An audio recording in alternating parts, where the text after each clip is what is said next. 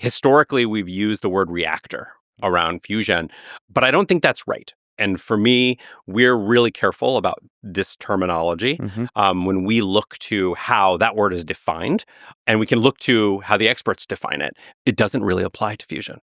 So the Nuclear Regulatory Commission, the NRC, defines reactor as I have it right here.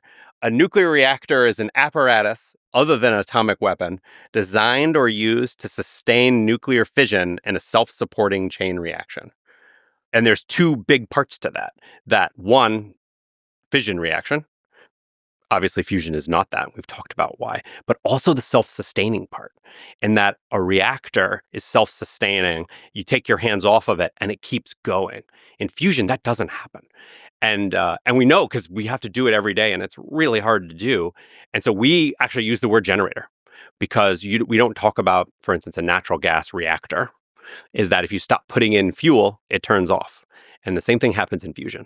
And so we're pretty careful about making sure we talk about that as a generator where you're putting in fuel, you're getting electricity out. And then when you stop putting in fuel, it just shuts off.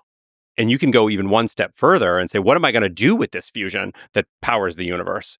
And what does humanity want out of this? And what we want is electricity. We don't simply want a set of reactions or even heat and energy. That's great. But what I really want is electricity.